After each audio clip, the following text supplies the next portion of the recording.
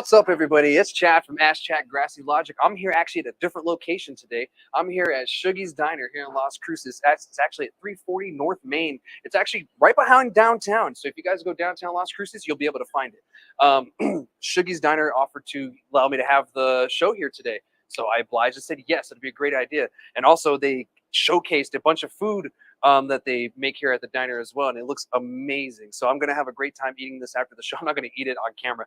I'm gonna eat it after the show. What's up, everybody?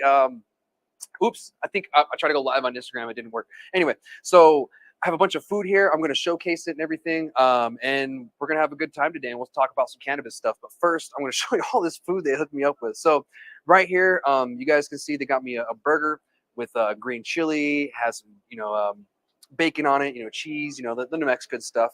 We got some fries here, and you got some ketchup.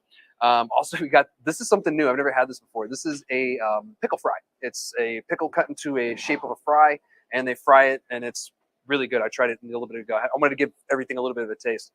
The zucchini, you got some fried zucchini right here.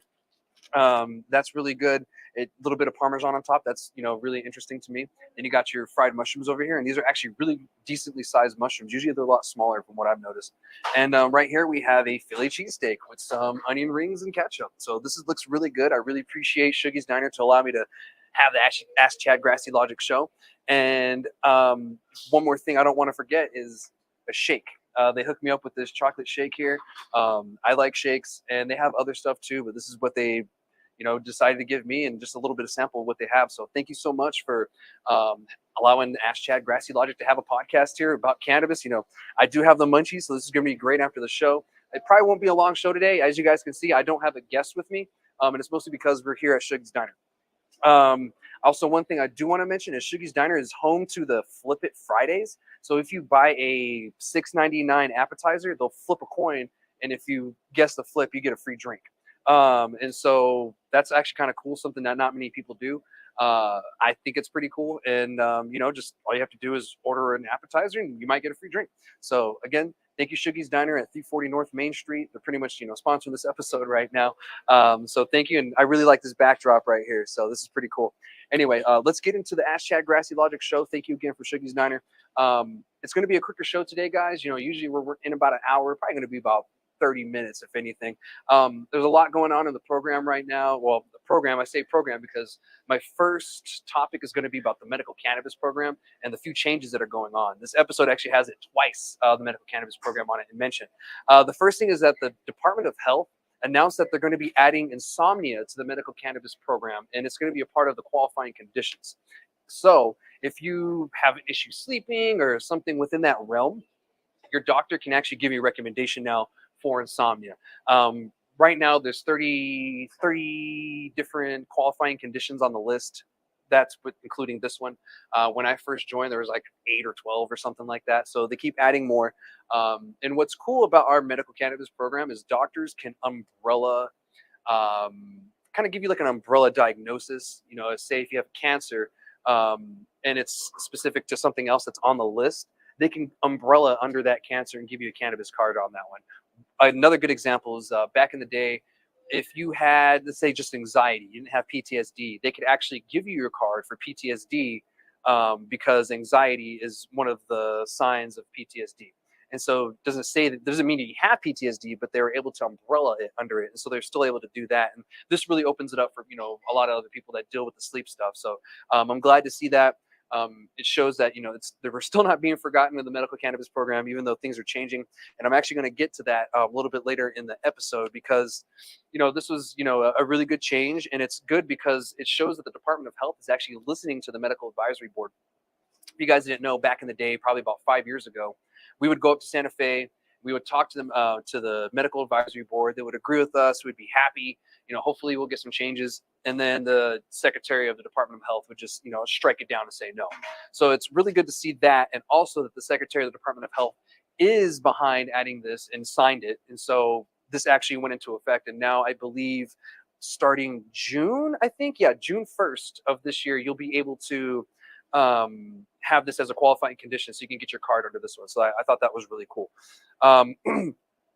So I guess 70 million Americans experience insomnia, and that's probably one reason why they added this. And that's something I wanted to add into that, because insomnia isn't something that's just they're adding it like a paper cut or something like that. It's a real issue.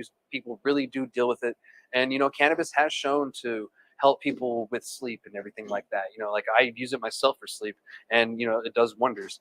So big ups to the New Mexico Department of Health adding another qualifying condition. Get us up to about 30 now, and that's great to go.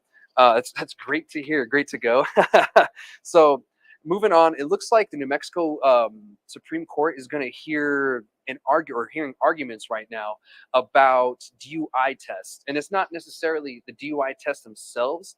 It's the fact that they're using alcohol DUI tests for cannabis DUI tests, and that's where like they're kind of running into like a weird thing, because if a cop is trained in just DUIs, he's also not trained, in drugs, and then it runs into, a thing. And so that's really what this case is right here. A lady got popped for a DUI.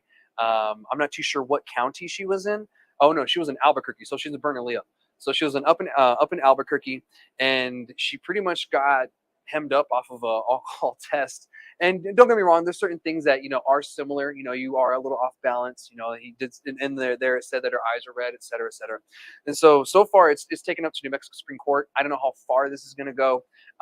They're really not trying to drop the charges for the DUI test per se. They're more or less arguing that the fact that the cop wasn't qualified to conduct a cannabis test because he wasn't drug trained. And so that's something that we're going to run into the state in the state a lot, until they actually come up with some kind of testing for cannabis alone, because they are two different substances and do affect you, differently. Even though there are some similarities, like you do lose a little bit of your balance sometimes on cannabis and alcohol. It's a thing. So I mean, things like that. Your eyes being red. I have allergies. My eyes are red a lot, and I smoke cannabis a lot, so my eyes are probably always red. So that's not always a deciding factor if someone's high. Like your eyes are red, like, well, I have really bad allergies. So that's something to keep in mind too. And once it comes legislative session and season, we're gonna have to go and push for some better laws when it comes to this, because it's boring. I know, I get it, but this is something that is going to affect us, and it's affecting New Mexicans right now as we talk. And so this is going to be something that's going to have to change in the future. They're already working on the framework with this. In this last past legislative session, they already had a bill that was going to test different methods for testing for THC and high and stuff like that. It didn't go anywhere in the legislature that I know of. But there's always next year, and eventually it will get to the point where it'll pass and they'll get something.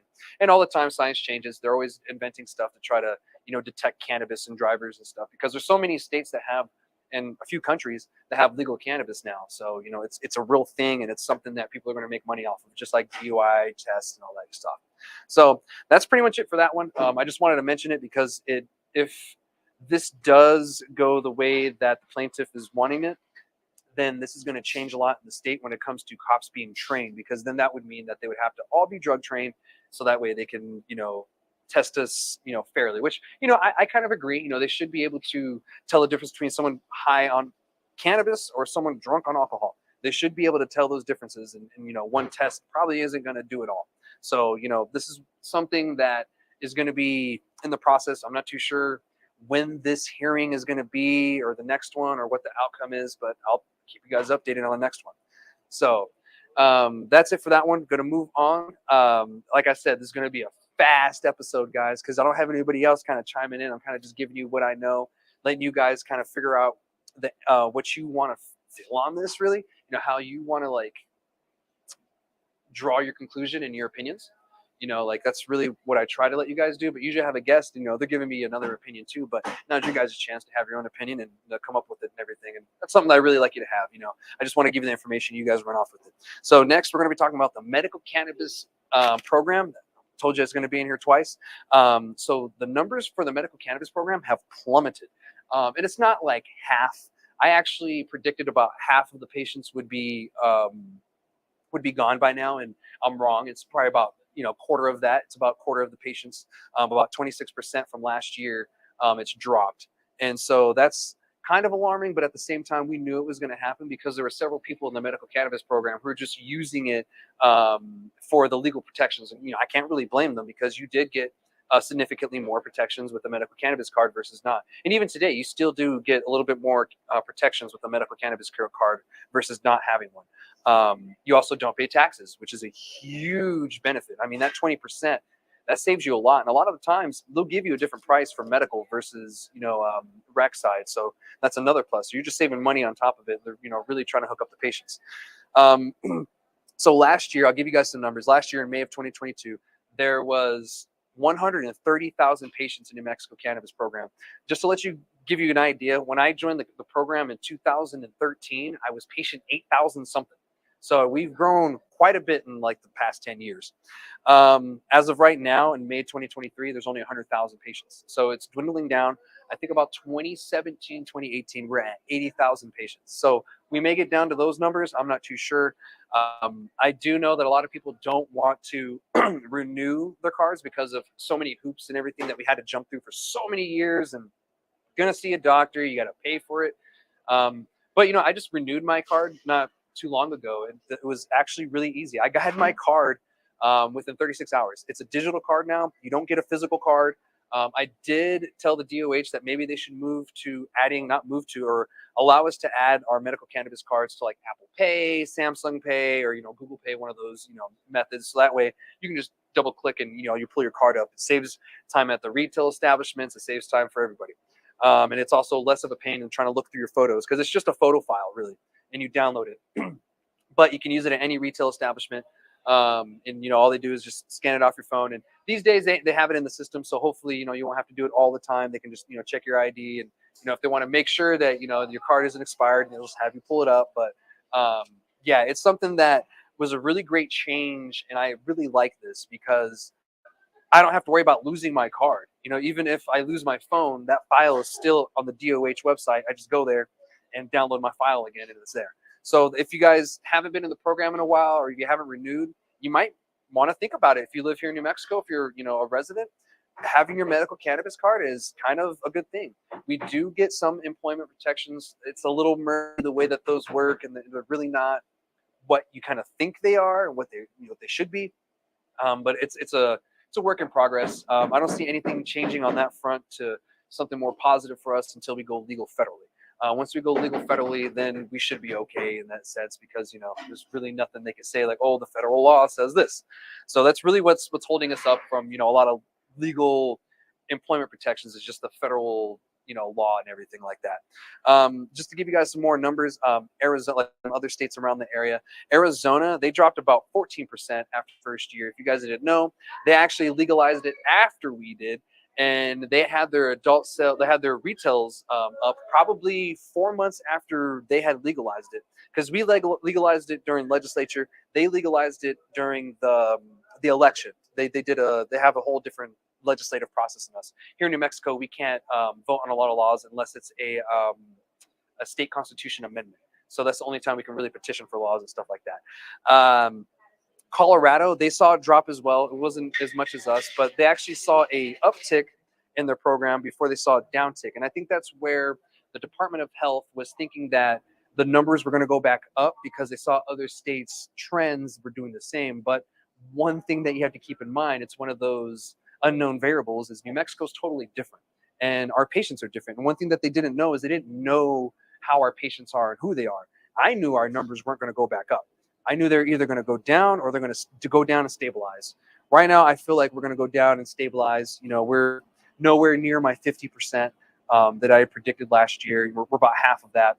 And, it's sad that a lot of people are leaving, but cannabis is legal. And, the people that didn't really need the card probably don't feel like they need it now. So, I mean, that's fair. And if you're one of those people, by all means, but, I don't mind, getting my card every couple of years just so I can pay, not pay taxes and, get those discounts. And you actually do get discounts at certain events too. I was at Laughing Grass this past year and I got 50% off my ticket right off the bat just because I had a medical cannabis card. So it's not just the retail establishments that you get a benefit. Sometimes it's actual events like cannabis events where you get, a benefit to it. Sometimes it's not even like a cannabis event. Sometimes it's a concert or something, or sometimes they'll let you in for free just for having a medical cannabis card. So it's always good to have that because you never know. So that's pretty much it for that one. I just wanted to update you guys on that because I know I've talked about the medical cannabis program and it kind of like dwindling out and dying. Every medical cannabis program in every state has pretty much suffered ever since they went adult use. Oregon's its own animal. They're down to $4 a gram. They're not doing well, and it's mostly regulations that is the reason why they are where they are. And it's going to be a long time before they can get back to a little more of a stable market. Because even recently I saw some articles about them not doing too well. But anyway, I want to move on from that one. I can talk about that stuff all day in the medical program, but I just wanted to update everybody on the numbers for the program right now because it's kind of, they're kind of being forgotten. I mean, the Department of Health, they're not even getting the same funding that they used to get. I think last year they slashed their funding, and then this year it remained the same. So that doesn't help us either. And that's something that we're going to have to push our lawmakers to do, is to fund the Department of Health again for our medical cannabis program. So anyway, let's move on from that. I want to talk about the federal government. So the federal government looks like the DEA proposing some changes when it comes to CBD and Delta 8. And really what this is it's going off of what happened with the 2018 Farm Bill. 2018 Farm Bill, if you guys didn't know, essentially made CBD and hemp, well, it made hemp legal, and it pretty much made all CBD legal. However, it didn't legalize synthetic or synthesized, compounds. So what's happening right now is we have a lot of products like Delta 8, Delta O, Delta 10, HHC, all these compounds that are derived from CBD that they've figured out some alchemy way to turn it into another compound. However, the DEA is coming down saying that that is not legal because we didn't legalize synthesized compounds or THC. It was just regular CBD. So that's where we're going to come in. So be ready for that change because that's kind of huge. There's a lot of industries that are relying on the Delta 8 and the CBD and the hemp and stuff like that industry side to really stay afloat. Places like in Texas or other states where it's very illegal, there's huge markets around the HHC, Delta 8 and everything. And everywhere you go, you can most likely run into a Delta 8 product. And them changing this is going to change that industry altogether. And to me, this is really stupid. Like, why can't we just legalize cannabis on the federal level already? We have all these different loops and holes and definitions, and it's just becoming a murky water kind of situation. And now we have this CBD versus Delta 8 and Delta O. And to be honest, this industry may have not been here if cannabis was just legal in the first place. So these guys are trying to put a Band-Aid over a wound that they created themselves. And it's a pretty big Band-Aid, or a pretty small Band-Aid for a pretty big wound. And it just doesn't make any sense to me. Like, they just need to go in, make cannabis legal. If they want to do two separate markets, cool. But to be honest, there's really no point. So that's really what I want to talk about on that topic and everything. I really wanted to keep you guys updated on that because, some of you who listen are probably in the Delta 8, the CBD, industry. I worked for the CBD industry for a little bit myself. So I know, how the Delta 8 stuff is, and it's a weird world. It's a total different world. Another thing that they were trying to talk about, and this is actually a positive for CBD, is to decontrol CBD up to 0.1%. Right now it's at 0.3. So pretty much they'll just be descheduling it all together, not worrying about, the CBD, as long as it's not going to go, past that threshold, or, not going to go past any other whatever crazy thresholds. So they're dropping it down to 0.1. They're not really going to worry about it, but they are going to worry about the synthesized cannabinoids, which to be honest, I feel like it's fair because that market is like totally unregulated. Like, there's like not many laws when it comes down to it. Pretty much what they do is they take regular hemp and then they spray it with distillate that's been turned into Delta 8. And that's pretty much how they make the flower. And then the other way is they do the alchemy way, and then they do it in the extracts and make the edibles. So that's why I want to talk about it. Delta 8, it's just not one of those products that I feel is going to be around for a long time. I don't think it's going to go anywhere. I don't think it's going to be around. When I say it's not going to be around a long time, not in the mainstream. It'll always be there, kind of like how spice is still there. Every now and then you'll hear somebody still using it. I feel like it's going to be kind of like that. You'll have that small niche people who use Delta 8. And there's a lot of people who use Delta 8 because Delta 9, or the natural Delta 9, really affected them negatively. And, they didn't like it. And they found that Delta 8 helped. So I kind of feel that those people could, use Delta 8, but at the same time, they probably won't be able to here soon. So laws are going to have to change because things are getting confusing. So moving on from that, I'm going to talk about the bubble one last time. There's some updates that happened in the past week that has kind of sped our timeline up a little bit when it comes to this bubble of the retails closing. If you guys don't know, I've been talking about this past few weeks. We have 988 retail establishments in the whole state and that was last month. So right now we're probably sitting at about 1,000, and that's way too many for having 2.2 million people. And we're heading to the point where we're actually past the point of oversaturation. Now, what that means is the bubble's going to burst, and all of these retail establishments are going to shut down, and we're going to get to a stabilized market, or getting towards a stabilized market. Here in New Mexico, for some reason, our timeline has been sped up. And I think it's due to the fact that we're getting people from out of state who have done this already for over 10 years. And they know how the process goes and how everything happens and how to manipulate the market, et cetera, et cetera. So they figured it out. And now our timelines are kind of sped up. And now everybody in general kind of gets an idea of how cannabis works, when it's legal somewhere. Because if you don't live in a legal state, you've probably been to a legal state. So you've seen it happen, or you've been to a dispensary, et cetera, et cetera. So I want to, going back to the main topic of this, I kind of got off on that. I just want to give you guys an explanation of what's going on. I know some people just, tune in from this episode and on, and they don't go back. So the bubble, the reason why I want to talk about it again, I am seeing more and more signs of these retail establishments being bought up, and they're under new ownership. And, just today I saw a couple posts of, new ownership for some retail establishments in Albuquerque. And that is a key sign that the bubble's already popped. And now we're heading to the point where people are selling, or they're going out of business, they're going under, and they're selling things for cheap. I'm seeing equipment go up for cheap. A bunch of employees are getting released from their work. Some places are dropping their employee or workforce by 50%, if not more. So if that's not a sign, I don't know what is. And these are all signs that are kind of combining together to tell me that the bubble's here, it's popped, and now we're probably going to be heading into some of the worst, darkest points into our cannabis history in this industry, here in New Mexico anyway.